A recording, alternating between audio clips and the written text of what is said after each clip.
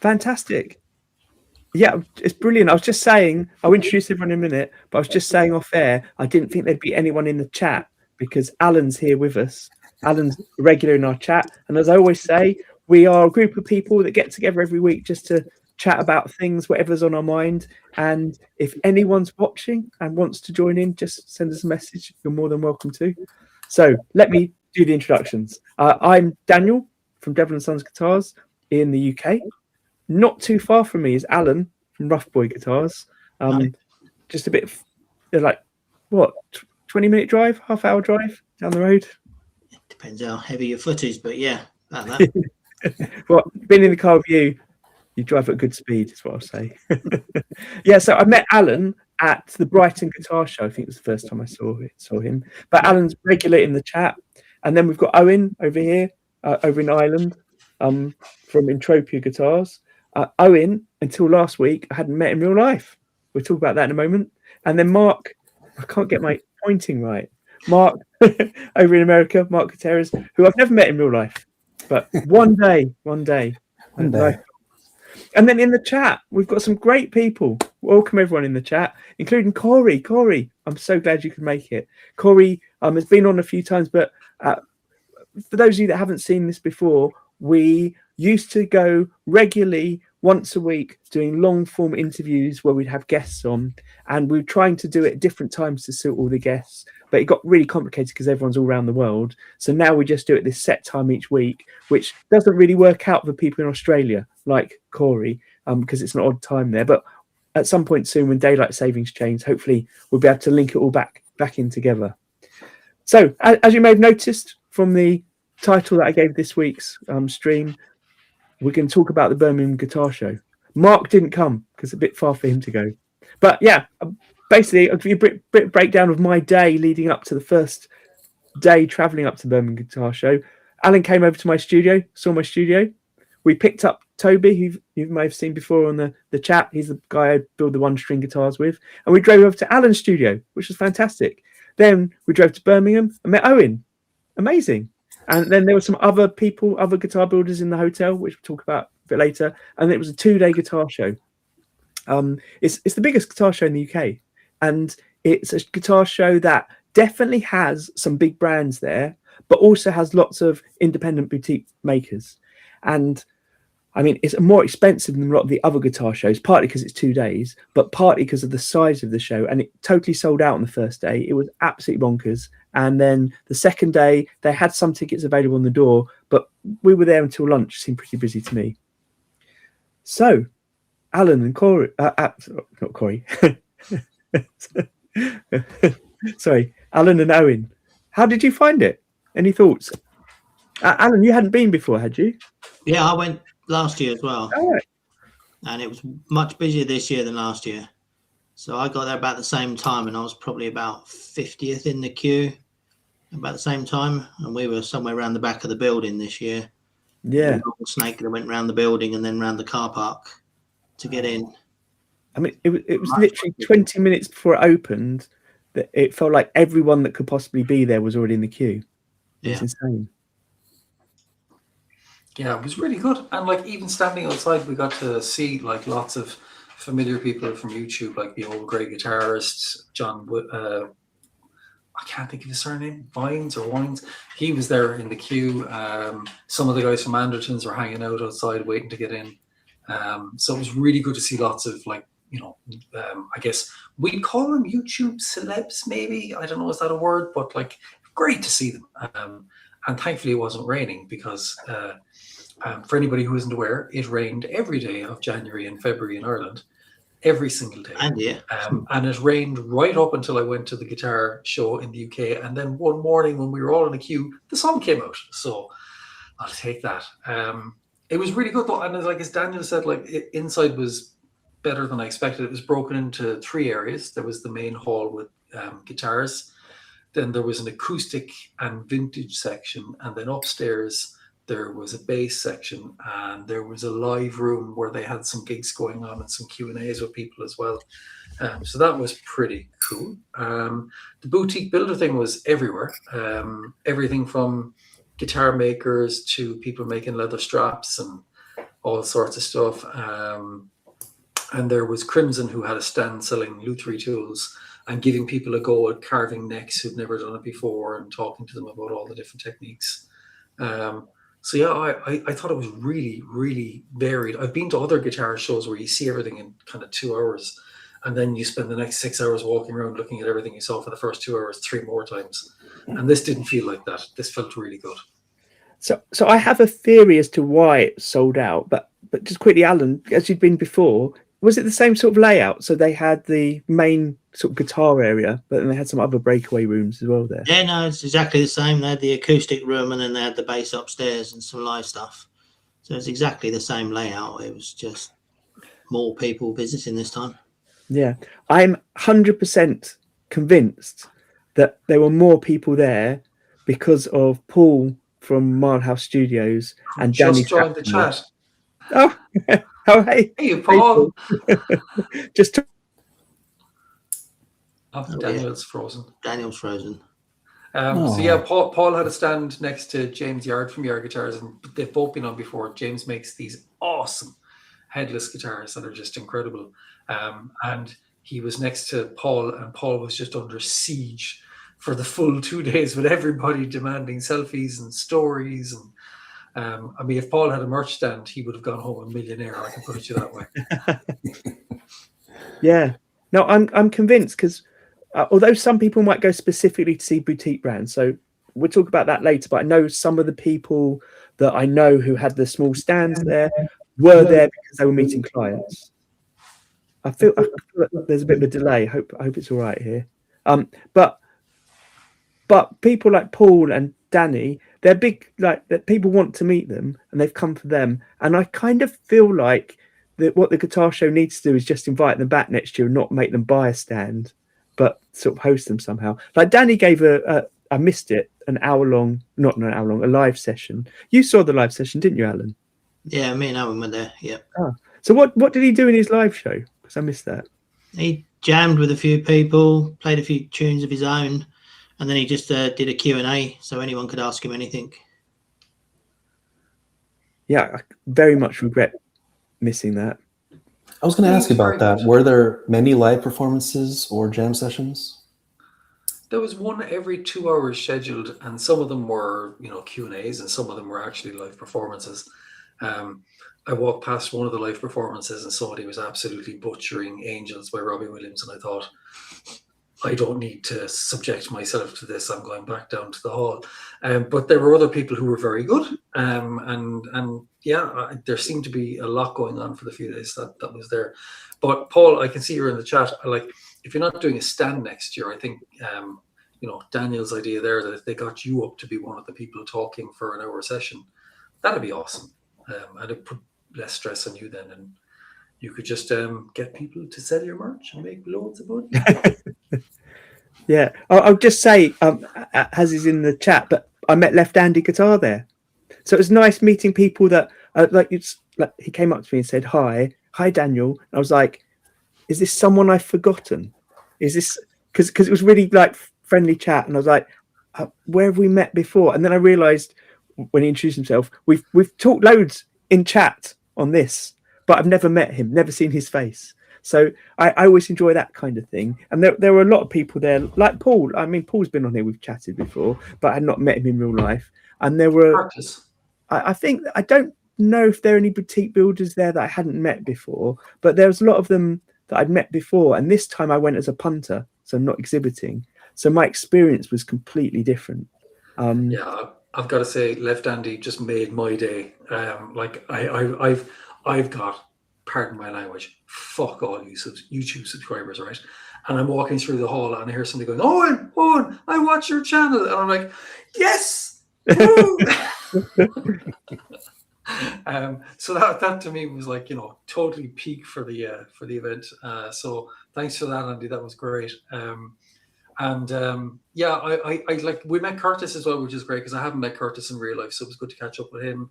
And the hotel we were staying in was full of, there was Paul, James, Paul's wife, James' wife, us Motley crew. There was a couple of others, and then people were just coming in and out to meet other people, and everybody kind of half knew everybody, which was great. it was like a little commune.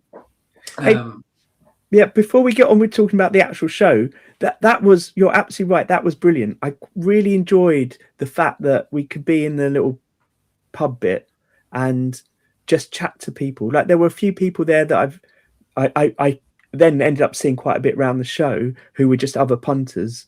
We started talking about guitar building with them.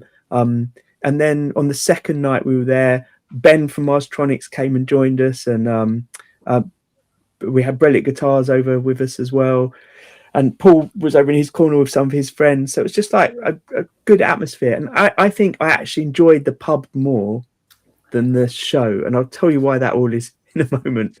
But yeah, yeah. No, you know, there was alcohol at the guitar show. There was a moment at the guitar show when we've had Bobby Jarvis Jr. on here before. Jarvis is a guitar teacher, and he arranged a meetup for his like online guitar club that I'm part of. So that's hundreds of people, and I think there were 15 or 10 people wandering around the show. And at one point, I was just in the bar area there, not drinking, but we were sat down eating sandwiches and chatting, and that was just really laid back. Loved it. So, right, we talked about the fact there's lots of boutiques going around. So maybe we'll do a breakdown of some of those boutique things. But I just want to just talk about my experience of going over to a boutique stand as someone that's there to see the guitars, but I'm not going to be buying one. Definitely not going to be buying one. Don't have money to buy a guitar. If I had money to buy a guitar, I'd spend it on tools and make a guitar anyway. So I don't know how you found this, Alan and Owen, but there were people that I really wanted to talk to, but I realized if I was talking to them and someone else was near their stand, I was potentially getting in the way of one of their customers. So I found myself kept stepping back and letting people come in. And in the end, I started feeling a bit, not shy, but maybe awkward being around some of them, chatting for too long, in the way that I wasn't at the pub afterwards. A little bit. I particularly felt it with James from Yard, because he had a few people that were really interested, and then I became really self-conscious of it, and I was like, yeah, you know what, I'm going to step away and let James interact with his prospective customers. Other people, I think they were just glad to have, you know, a chat with like-minded people, but I was very, very conscious of not saying I'm going to spend half an hour in your booth and just to the detriment of you meeting anybody. And to be honest, like the show was so interactive, like walking around, you know, you didn't really, I didn't really feel like I needed to dwell somewhere and monopolize somebody's time. I could come in, say my hellos, do my meet and greets, and get on to the next place and meet the next person, and come back later and kind of go, well, you still busy? Did you sell anything? And just kind of make it that kind of casual interaction. But I think you're right. I mean, like, you know, Paul's put in the chat that, you know, next year he has an idea of getting all the YouTubers to stay in the same hotel, so we can have that interaction later, and maybe that'll free people up in the show a little bit more. But I think the fact that we're mindful of it means that we didn't do a bad thing and dominate people's time and take them away from their customers. I think we were pretty okay that way. And also, I bought loads of stuff, so I'm taking no accountability for taking away from people's wallets, because I did enough damage to my own wallet when I was over there for the weekend. What'd you get, Owen? I had a bunch of tools ordered with Crimson, which was nice. And then I went to the stand and I saw more tools, and I was like, I'll have those too, thank you very much. So I got more tools from Crimson. I found a company doing finishes. What's the name of them? I'm going to find the name while we're talking. But it's basically, they're doing guitar finishes and fretboard finishes.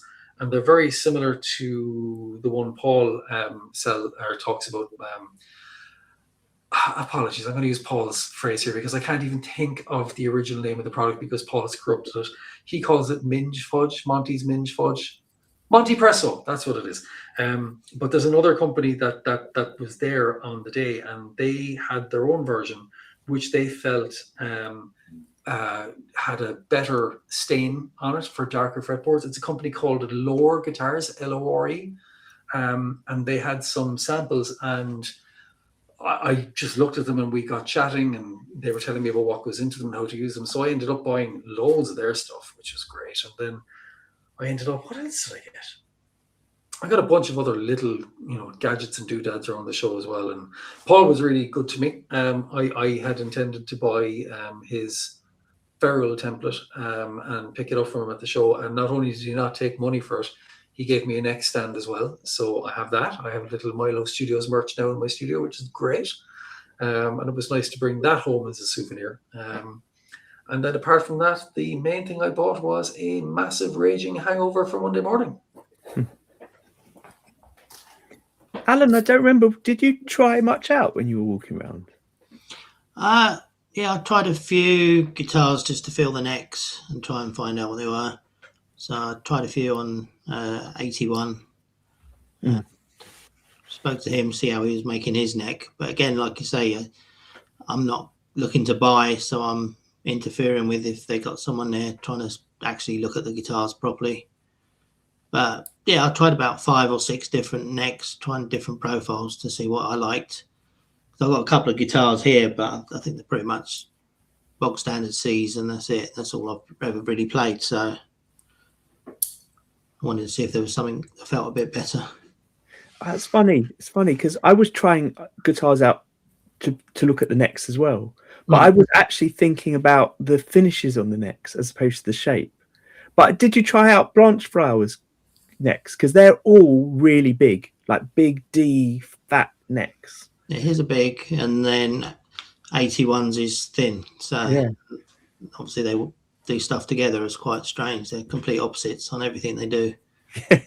Yeah, I really enjoy playing because I don't think you don't get necks like that very often. I don't think, or I don't come across them very often. I quite enjoyed it. Felt more like playing my classical guitar. But my feedback, my comment out of it is I spoke to quite a lot of people, and with oil finish necks, most people use Osmo oils on their necks, but they all use it in different ways. It's a bit mad. And there are a couple of other people that use slightly different things. Who was the guitar that had the mammoth teeth in it? The basses. Oh, he's the guy up on the top floor. Polish dude. I can't remember his name. This is a crap story here. Anyway, he uses Danish oil, and actually I quite enjoyed the finish of the Danish oil. It feels much thinner than the Osmo oil. He was Manton, that was it. Yeah. Manton. So he had a guitar, or a bass guitar, Mark, where the inlays, they were rectangular block inlays, but they were made out of mammoth tusk. Fossilized mammoth tusks, and then the fingerboard was bog oak, similar to the stuff I was showing you earlier that I picked up. And then the top was a torrified ancient ash as well. So this was an instrument he made for himself, and he poured all of the best, woods and materials he had into it. And the second thing he said after he told us about all the stuff he put into it was, "And I'm never doing it again," because it was a pain in the ass. But it brought everybody over to the stand to talk about it. It was really cool. And 81 Guitars had probably one of the most interesting guitars at the show as well, because he had this kind of epoxied front guitar which had burl kind of at the perimeter of it, but embedded in the epoxy, and it was kind of like a honey colored epoxy with actual hives from a wasp's nest. And man, everybody just stopped and looked at it and went, "That's incredible." It was really one of the stars of the show, that guitar. Yeah, I think it looked incredible. It plays well as well. I would recommend, I was saying this to Owen off air, KDH, if you don't know KDH on YouTube, he did a walk round video where he was interviewing a lot of the boutique builders. He interviewed lots of the ones that I really like. So it's worth watching his, I think. Yeah. The acoustic and vintagey place was cool. So the vintage stand was mental, is the only way I would describe it. They had everything going back as far as 1954 and forwards again. We saw a Les Paul and we went, "Oh, that's expensive. That's £175,000. Don't know if they'll get that." And we started laughing at it and thinking, "Wow, that's pretty much the price of a small house." What we didn't spot was the other Les Paul next to it, which was £375,000. which is the size of quite a big house. But there seems to be, there must be a market for that stuff, because people were picking stuff off the shelf and playing it, and one or two had soul stickers on them. They had some stuff there, like not the Gibson Les Paul, but another Gibson that they had out in the 60s, which wasn't really valuable. But it was like, you're looking at a 1962 guitar and kind of going $3,000. That's very attainable for somebody who wants to get into it. And they had Strats there going, for 40,000 up from the 60s. I think that, I think a lot of people walked past that and just kind of stopped and looked more than anything else, afraid to touch anything. Yeah, I don't know if you're allowed to touch. I tell you, that's something I struggle with at shows, because it was so busy. And when I've got my show, when I've been at a show, I find it hard to just let people grab stuff and take it off and start playing it, because it feels like the stand's a bit fragile. They might break the guitar. So most people don't do that. They ask to play first. But some of these stands are definitely set up so you just pick it up, plug it in and play. And I felt guilty doing that. I always wanted to ask someone, is it all right if I play on this one? And what I noticed was, especially on some of the bigger stands, the staff didn't seem to really care. I was like, yeah, play it. It didn't feel like they were there to interact with you or have a conversation with you. I mean, I don't particularly want a hard sell, but I quite like having the conversations with the smaller builders, and that wasn't really happening at some of the bigger stands. And at the smaller builder stands, I would obviously always ask if I wanted to play something. Everyone seemed open to it, and they didn't seem to mind that you weren't necessarily buying, that you're trying it out. Although I did speak to a couple who were a bit not annoyed, but a bit frustrated when you get someone that comes and plays one of your guitars and they're just learning to play and they're looking for their second instrument, and they're definitely not going to spend $3,000 on a guitar. And yeah, it feels like I heard one of them just giving advice about which Squires to buy, and it sounded like he'd given that advice quite a few times to people there. But I've definitely had an experience at the Woking Guitar Show, for example, of having some teenagers in playing on it, and that having so much fun playing on my guitars. And I'm like, this is brilliant. This is what I want to see happen to my guitars. I want to see these people play them. So I don't mind it so much. Alan, other than next, was there anything, or did you actually have a conclusion from the next about what you like, what you might build next, or any other things? Yeah, I definitely preferred the slightly slimmer necks, probably because my fingers are quite short and stubby. So yeah, built like a baseball bat. I can't really play it at all. Not that I can play that well anyway, but when I start doing my own neck, I'll probably end up thin just because I've buggered the carve up. So oh yeah, start off thick. Yeah. Good tip. Hey, one thing so we've had Jason on here before from Maybury Guitars, talking about why for him it's important to be at guitar shows, and why he feels if he's not at a guitar show, people notice he's not there and they'll think something's wrong. So it's about getting it out, and he does a lot of advertising and not promotion, and I know he spends a lot of money on it, but it seems to work for him. He told me a story which I found fascinating, which was the first time he exhibited at the Birmingham show 5 years ago. A guy picked up one of his guitars and was very close to buying it, then walked round the show and came back, and Jason sold it to someone else, and this guy was gutted. And then every year since, apparently that guy's come, played all of Jason's guitars and said they're not as good as that first one. So this year, just on the off chance, Jason built a guitar to almost exactly the same spec as that first year, and that the guy turned up again, saw it, played it for 5 minutes and bought it. So he sort of knew his audience. He knew what to get there. I saw a couple of other people sell guitars, but I'm not really sure how many people actually sold that weekend. But as you know, we don't know how that works. Oh, it's gone again. Oh, gone again. Remember Joe from Hello Sailor? I got to play his pedals because I've seen him loads. No. He's gone again. Oh, I wanted to hear that. Oh, have I cut out? Yeah, A little bit. Did I cut out when I was talking about Joe? before then. Yeah. Just before it. Oh, so did you hear about Jason selling his guitar? Yes. That's where you cut out. Just after that. Oh, okay. I don't know what's going on with my internet.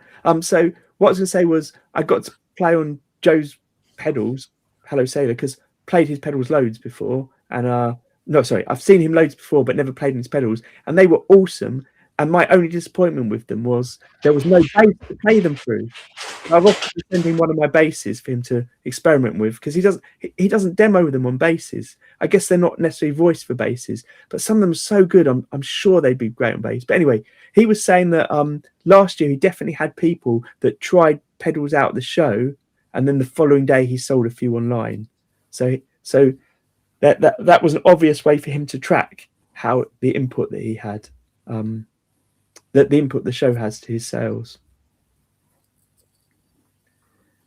On a quick tangent, Paul's just asked, Mark, are you going to the Great American Build-Off in July? I hadn't heard of it until Paul mentioned it. So, just in your response. It's the yeah, I'll look into it. I think Paul's going. That's cool. Yeah, I just checked it out on the website and I saw him there. So, it's funny because I do have some friends in Denver or around Denver, so that could be an easy trip. It's not too far from here. Oh, really? That's assuming Paul gets through immigration. Oh yeah, they check your. I think when you go into America now, they check your social media feed. So yeah, might be screwed. He'll need to bring a dictionary for all of the terms he has on his channel. So when you say it's not far, in American terms, is it not far in American terms? It's like 20-hour drive or something. If I was driving, but I wouldn't drive. Oh, it's a flight. Okay. Yeah. Yeah, because Ty's coming over to the UK, but he's only here for the show and then leaving. And it's in Harrogate, and it's it's 5 and a bit hours, and I don't want to just turn up and say hey, and then he'll be at the show and I can't really chat properly, and then he's going home again afterwards. But it'd be great to meet people somehow. Alan or Owen, did you have any highlights?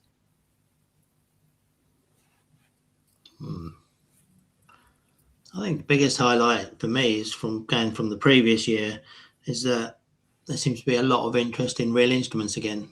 Because I went to a few shows last year and all of them were a bit quieter. And this year seems busier. So I don't know if it's people rejecting AI or people are just feeling a bit more flush. I'm not quite sure what it is, but people seem more interested. And there's also lots of kids there trying out instruments as well, which was good to see. Yeah. Yeah, that was going to be what I was going to say is about the kids, because they're genuinely depressing. There are 10-year-olds shredding like they've been playing for 50 years, and not just one or two of them. There were dozens of them, and they were all so talented and so happy playing the guitars. That was the best thing for me, was just seeing that there's a whole generation coming up who are, they're picking up instruments, they're going onto YouTube, they're learning how to play them. They're finding a passion, and I saw a lot of really, really, really supportive parents there as well, egging their kids on and making sure they got to see everything and try everything out. And that to me was probably the best part of it, that there's a whole generation going to come in on the back of the new one, and they're going to be just amazing little kids out there playing music. I really got a kick out of it. The AI thing was interesting because Danny Sapko's talk was about AI too. He put out a video recently that apparently a lot of male guitarists are morphing themselves with AI into scantily clad women and setting up OnlyFans and all sorts of stuff and just printing out money, and he's caught a load of them at it.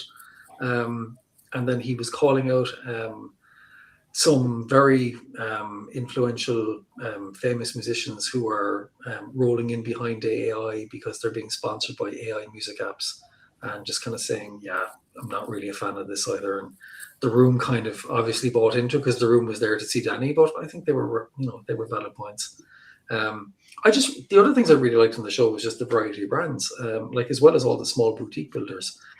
There were some big names there. Ernie Ball was there, D'Addario. There was Yamaha, Nux, Moore. Just lots and lots of companies. Court was there. Is it Manson who make Matt Bellamy's signature guitar? Yeah, they were there, and they had some crazy guitar, which loads of different touch pads and effects that they were just letting everybody try. There was just such a variety of stuff. It blew me away. I really, really, just every time I looked around the corner, I was like, hey, I didn't see that before. And actually a couple of times for the first day, we lost our bearings. We're like, I'm Yeah. looking for a stand, but I can't find it. Does anybody know where it is? It was like a labyrinth. So the scale of the thing, it's not NAMM, but it's big. Yeah. And look, I want to go back next year. I got very lost that first day, or even the second day. Like, the Dan Electro stand was right near where we came in. Really wanted to go back to try things out, and I sort of somehow forgot and missed it again, walking around. There were a few things like that. There were a few brands which I think may have been advertised as being there, but didn't necessarily have their own stands. They were on part of a bigger stand, like a shop that had some of their instruments in. So I got to see some Cream guitars in real life. Didn't play them. I found it really awkward, like I said before, playing guitars that were on one of those big stands, because it was literally tables and tables with just piled up with guitars. So you couldn't, even if it was sort of set up so you were allowed to just pick them up and play them, you couldn't, because there were so many of them. It was like you didn't want to touch them, and it was just so busy. It was hard to find someone to help you, I felt sometimes. But maybe that's just me not being pushy. I did see one particular boy, I mean, must have been like 14, 15, play every guitar, it felt like. Everywhere I walked, he'd be at the next stand. I'd turn around and suddenly he was over, unless they were just like doppelgangers of him. Yeah, he was really into it. What I was slightly disappointed with was but understandably so, I guess, the upstairs with the bass area, and it just wasn't as busy. But I guess you don't expect the bass stand area to be as busy. But it did have some other things mixed in it that weren't basses. So, like you mentioned, the guitar finish brand. Also, Tobias Kaspar was there. And Tobias Kaspar, if you don't know him, definitely check him out on Instagram. He is someone. So he actually runs a timber company, not a timber company, but he does chopping down trees on highways. Is basically what his company does. Emergency chopping down trees, removing fallen branches and stuff like that. And he's got a massive company, and as a result, he gets access to loads of amazing burls and things from trees that they've cut down. And he has his own sort of proprietary system for embedding resin into those burl finishes. So basically drop tops, and staining them and colouring them and making them really stable.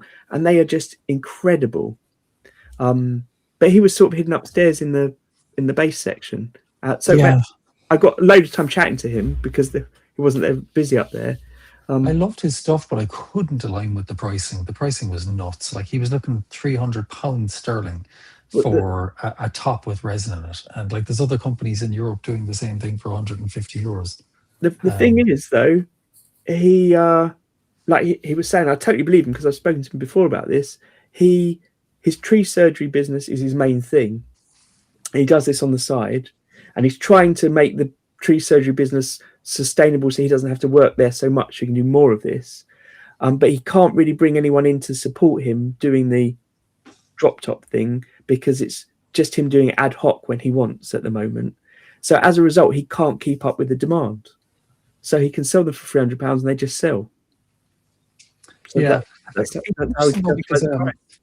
I went to a show 2 years ago in Italy. I went to Music Expo in Pescara, and it was a much smaller show where they had a good couple of brands, and they had some boutique builders and some boutique pedal builders and stuff like that. But they had 3 different wood suppliers with stands there selling stuff. And that's how I got to meet one company who've been a supplier of mine for a little while. And I got chatting to them, and their English wasn't great and my Italian was worse.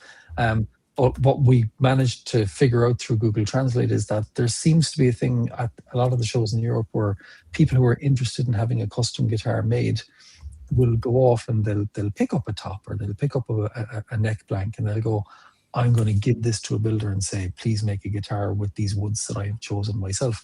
And I think that's pretty cool. I'd love if there was another wood supplier, or even if Crimson brought along some wood to sell. And I know that's very specific to me and my wants and needs, and most people won't give a shit. But yeah, it seems to work in Europe. And I think people might, out of curiosity, buy stuff and think, I'll give this a go, and probably make a mess of it, or make a great guitar out of it. Who knows? But it could be a great way to get into this hobby.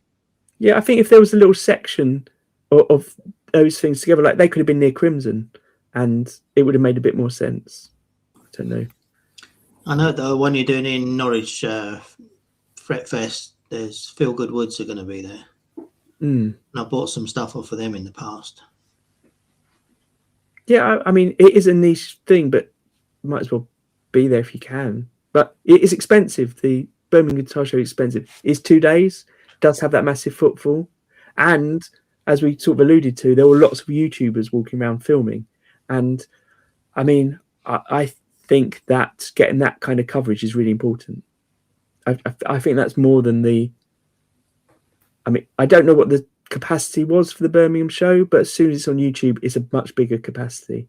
I do know some of the boutique builders don't sell abroad; they just sell in the UK, which is fine. But as soon as it's on YouTube, you've got a bigger audience. So Mark from Hilditch was there. So Mark's been on here before.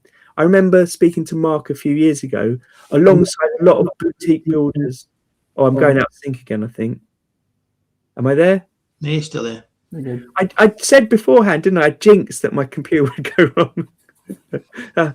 So Mark from Hilditch had said to me something last year or the year before, which was along the lines of a number of other small builders who I haven't seen at shows since, which is they're really struggling to sell. It's not really working out as a viable thing.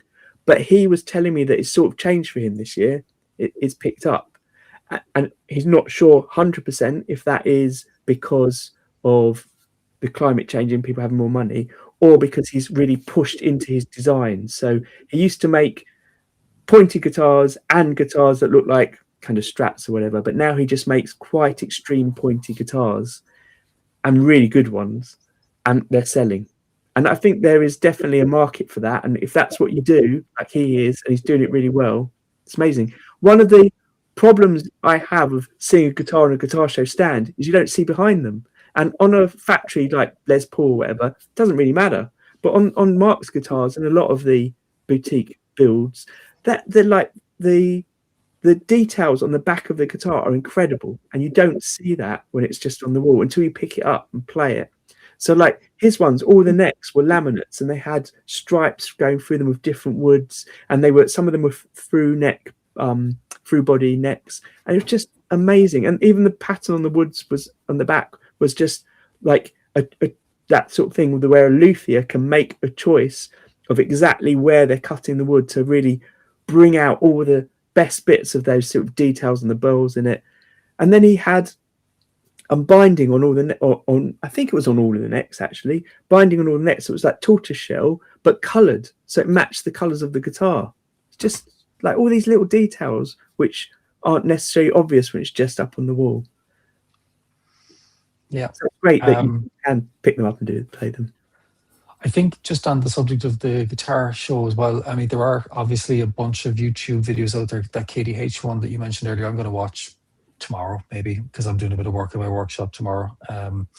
So I'll have that on the background. But I know Paul was thinking of making his own one too. So that could be something to look out for in his experience and meeting people and all that type of stuff. And I think Danny Sapko was going to do one as well. So there's like, yeah, I think there's going to be loads and loads of little videos just kind of going into the detail of the show, which would be great.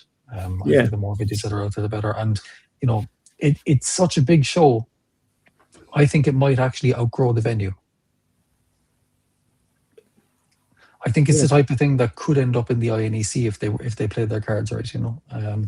But I think the where they were, the Cranmore Hall or whatever it was called, I think that was genuinely probably a little bit too claustrophobic and too many people compared to some of the European shows like Mannheim.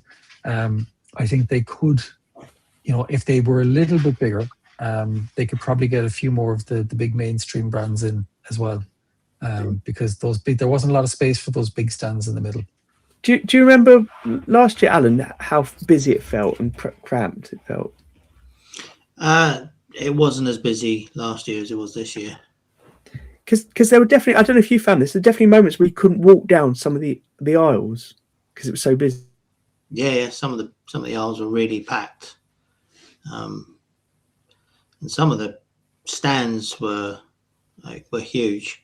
I mean, Yamaha actually had 3 stands, so Yamaha had one in each hall, which was quite an investment for them.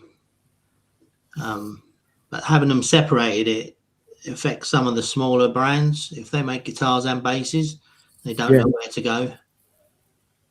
Yes, that's a very good point. Because there was quite a few basses down in the guitar bit, just sort of lost in amongst all the other bits and pieces.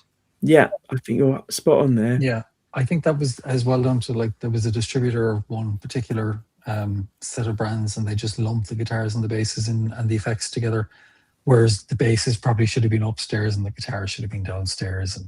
And so there's a bit of that. And I think they just rolled, the show just rolled with it because that was just a capacity thing. But I just, my takeaway from it was that there was a real appetite there. I mean, they sold out of tickets on the Saturday. There was more demand than what they could cope with. And the Sunday it felt busier. I don't know, to me it felt busier in the morning anyway. So I think, like, if they have another year where they are and still, sell out on one of the days, they should really consider expanding the venue or maybe go more to the INEC. And I think bigger venue means a lot more headaches, a lot more hassles, probably more expensive prices for people exhibiting, unfortunately, but it could also bring in more variety of what's there. So who knows? Left Andy's just said the host used to run music at the NEC, so maybe there is a connection. For me, it was definitely like the very first morning that we walked in. I walked along the sort of side where 81 Guitar Works, Blanche Flowers and Noisy Hammer were, and Simon from 81 Guitar Works just had his back to the wall opposite his stand, where people just squashing in front of him, and he was just like, yeah, give it a go, just do it. And he couldn't get near his own stand, which was brilliant. But I just found that I'm sure I missed things out because of that, and missed conversations out and maybe trying things out again. Some people were very clever how they set their stands up. So Mark from Hilditch and Joe from Hello Sailor both requested corners where they'd been before, and they managed to angle their stands so you could see it from different directions. Whereas I've forgotten the name of the company. It's Christian who builds the leather straps and things. He was just in a corner next to Maybury Guitars, but looked like it was more like by the fire exit, and it looked like no one could see him on the Saturday. But on the Sunday, I just noticed he was constantly busy because I wanted to talk to him, but he was always busy. So it does work out if the flow's working, that even in the corner, people will find you. But when it's so busy, some things you can't see over the crowds at all. I think on the Sunday, because there was lots of people who didn't have tickets that were in the other queue, and they probably let in more people eventually than they probably were allowed, because it's a bit difficult to tell 100 people to bugger off when they're stood outside. Because Sunday definitely felt busier, even though they said it wasn't sold out. I think it really felt busier. Yeah. I'm trying to find out his guitar brand. That's really bad. I'm going to drive over next year now, I've decided, because that way then I can just put stuff in the car and bring it home. You mean transit van? Listen, my shopping was a talking point of the weekend. It was like, what are you going to buy now? Are you going to buy anything else? Are you getting anything else? And only for the fact that I had a small suitcase and I had to get a Ryanair flight home. I didn't get as much as I wanted, but I'm definitely going to drive over next year and pick up a few bits, and I might stay an extra day or two and visit some other maybe wood suppliers or something over in the UK. Because I just, like, for anybody who's not aware, anybody who's watching in from America, Daniel alluded to it earlier, where builders find it difficult to sell out of the UK into Europe. It's the same for me living in Europe, trying to buy stuff from the UK. We just get hit really hard by customs and taxes. And particularly for anybody making things and trying to export them, you have to do all sorts of declarations. I work, hopefully in the next year or two, Britain would have signed a new trade agreement with Europe that'll fix all of that. But in the meantime, I'm definitely planning to drive next year so I can just fill my car with stuff and bring it home and pretend not to have any knowledge of all these guitars in the back of my car when I get questioned at the border. Where did they come from? Jesus, that's desperate altogether. They were there all the time. I mean, even I was showing the lads before I came on the channel while Daniel's Googling there. I bought some wood. This is bog oak that I bought for myself. and I got it from a UK supplier, and it was, because of the age of it, it's 5,300 years old.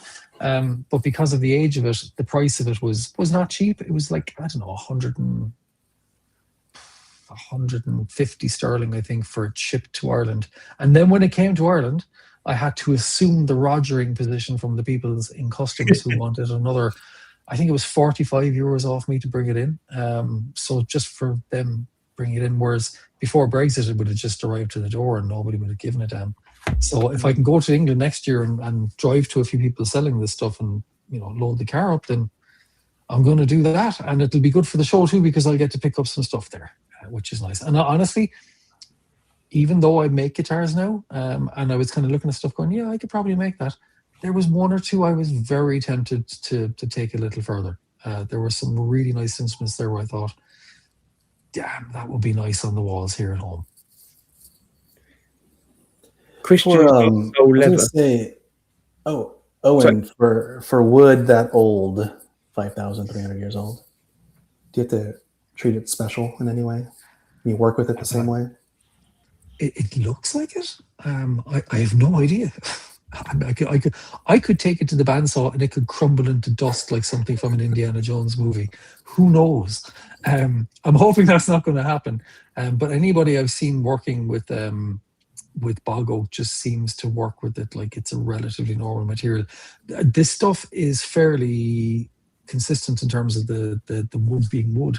A lot of bog oak, when it's pulled from the bog and dried, ends up with cracks and chambers running through it that you have to backfill with epoxy. But this looks to be as solid as anything else I have here. So I'm cautiously optimistic it's going to be okay. But we'll see. Yeah, I still don't know what I'm going to make with it, but I guess I'll figure that out. If you haven't seen it in our archive, we've got Dark Forest Cypress was someone we interviewed about his. I can't remember how old his bog oak was, but it was also like thousands of years old. But him talking about how it's reclaimed, how they treat it, and what they do to it to make it usable for guitars. Very interesting.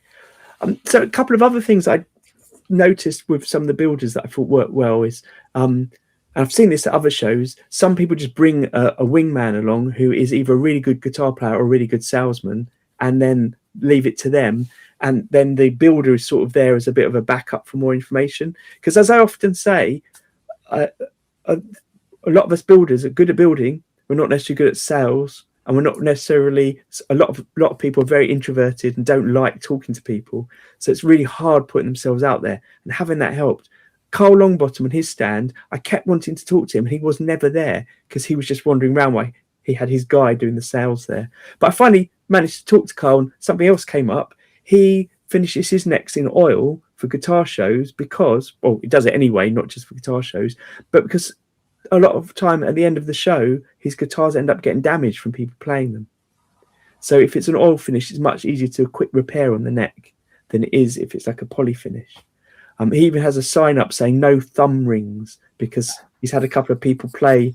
See that? Well, that's a bit hideous, I think, but there you go.